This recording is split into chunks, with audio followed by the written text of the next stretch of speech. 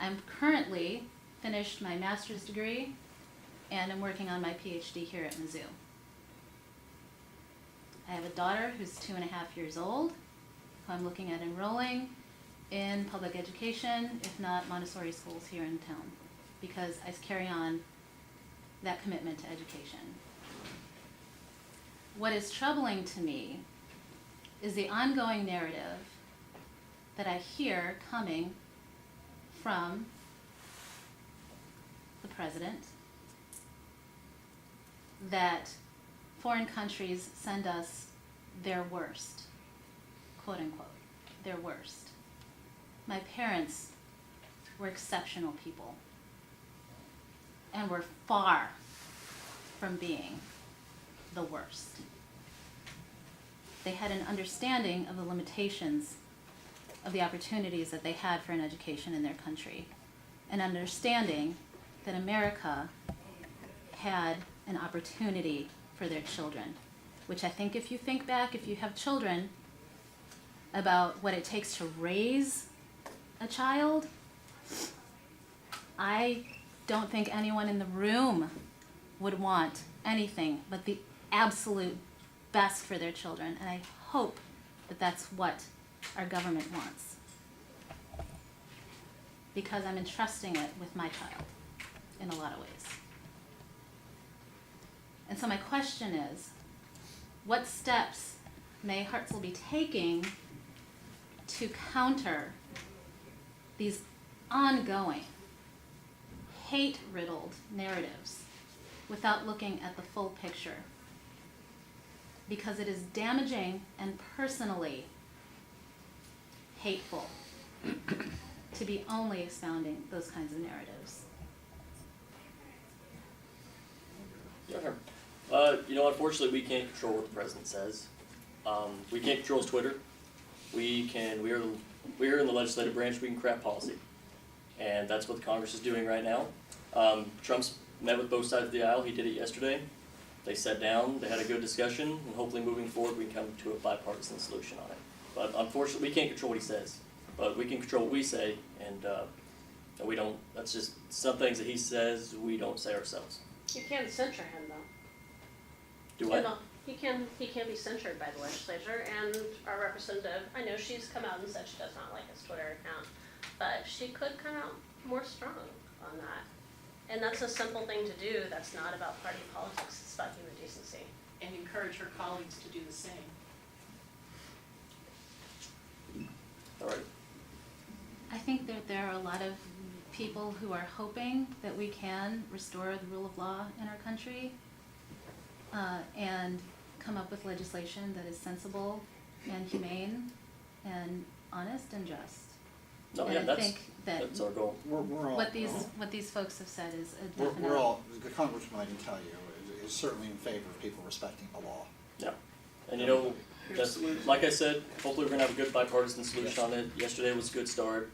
The best we can do is create your policy. We can't control what the president says. We create the policy. So Thank you for your question. that. I would echo what they were saying about Thank you. Okay. working forward and censoring. Sure. Representative Hartselle's colleague Betty McCollum has introduced a bill, H.R. 4391, which summarizes the extensive evidence for Israeli detention and abuse of children in the occupied Palestinian territories, and requiring the Secretary of Defense to certify every year that no U.S. taxpayer dollars go into that detention and abuse of children.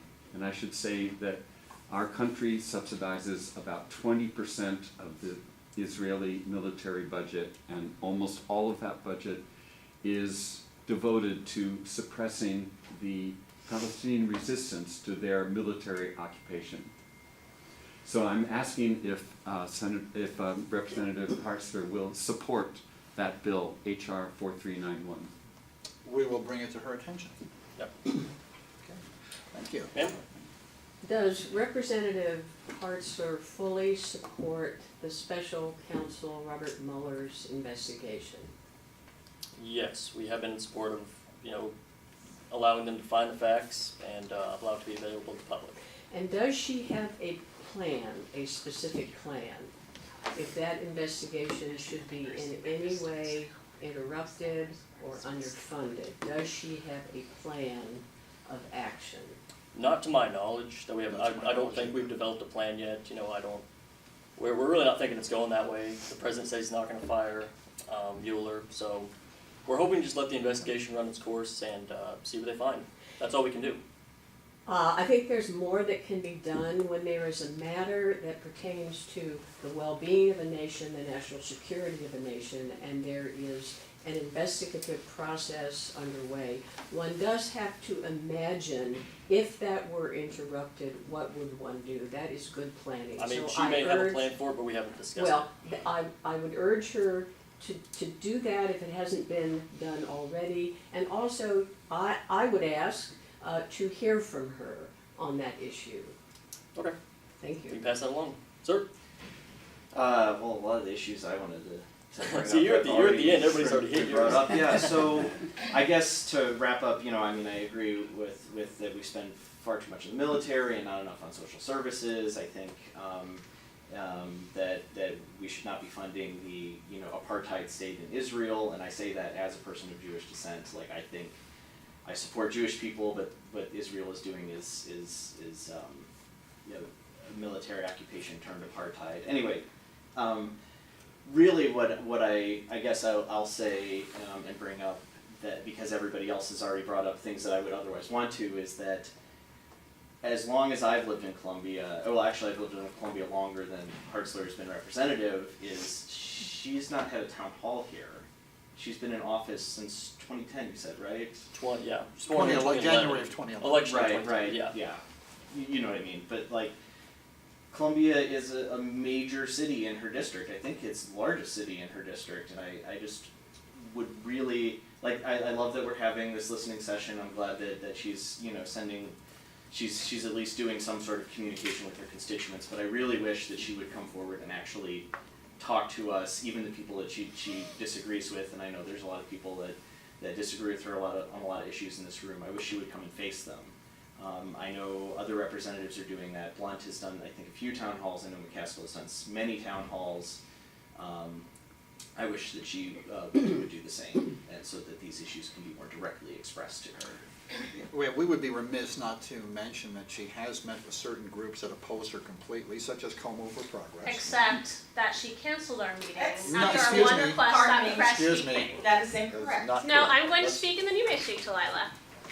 When we set the meeting, we spoke with both of you. You gave us a list of several conditions which we met, including giving all of our information so we could all be background checked, where the meeting would take place, who would be in the room, the number of constituents who would be there. We're a group of 3,000 people, and we're allowed to have, I think, 8 people in the room. Our one request, that a press representative of your choosing, not of our choosing, be there. That was told, we will look into it, I think that will be fine. We talked to press that have been called about it.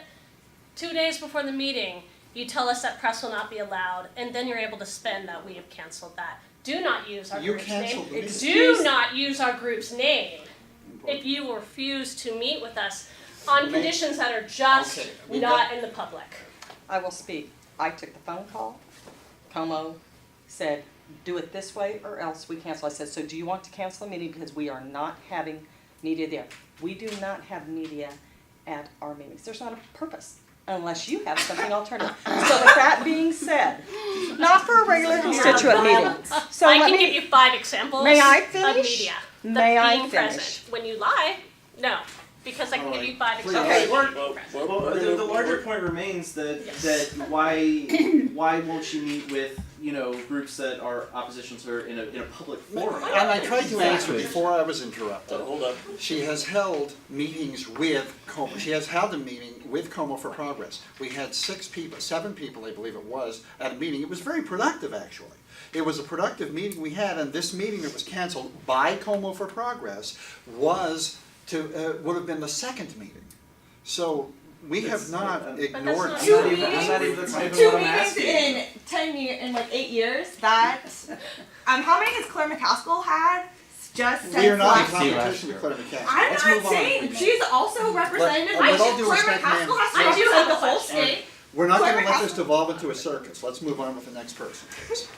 Okay, a couple of my major concerns have already been issued. One is CHIP, which I certainly think has to be ratified. She is I in am support of that, yes. definitely in favor, or along with John Wilkes in the fact that charities are gonna be killed. I personally donated $4,000 in December because I knew I could deduct the money in 2017. But everything that I've gotten since, into the shredder. These charities, you know, like the Food Bank, Salvation Army, they are going to go under because of this new thing. I'm in the same position. If I take the standard deduction, I can't deduct my charitable donations. But the other issue that I haven't heard brought up so far, I'm a teacher, I've been a retired teacher, I've taught for 43 years, and I really believe in having facilities and services for the people who are handicapped. And I'm very concerned with what is going to happen to, you know, if we get the House bill passed, if what happens to the services for the handicapped and for the people who are have reading difficulties, and also the whole health issue, which is involved, of course, with CHIP. Because a lot of the time in public schools is spent making sure that people have dental care, that they don't have lice, this sort of thing. And there is, and I've communicated with Vicki Hartzler through her email on this, and I'm concerned with the fact that she will support keeping people alive